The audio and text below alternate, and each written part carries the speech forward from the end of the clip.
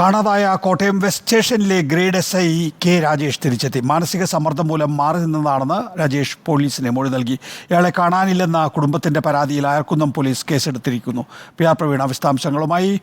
പ്രവീണ, ഇക്കാര്യത്തിൽ എന്ത് വിശദാംശങ്ങളാണ് നൽകുന്നത്? രാജേഷ് എന്തിനു പോയി എന്നാണ് പറയുന്നത്?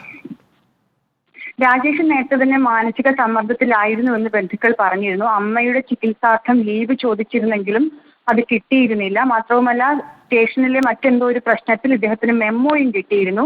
ഇതേ തുടർന്നാണ് 14-ാം തീയതി രാത്രി ഡ്യൂട്ടി കഴിഞ്ഞിറങ്ങി സ്വന്തം കാറിൽ വീട്ടിലേക്ക് പോവാതെ മാറിപ്പോയത്. എന്തായാലും അദ്ദേഹം നൽകിയിരിക്കുന്ന മൊഴി അനുസരിച്ച് ഇന്ന് രാവിലെ അദ്ദേഹം ഡ്യൂട്ടിക്ക് എത്തിയ ശേഷം നൽകിയിരിക്കുന്ന മൊഴി മാനസിക സമ്മർദ്ദം ഉള്ളത് കൊണ്ട് താൻ മാറി നിന്നത് എന്നുള്ളതാണ്.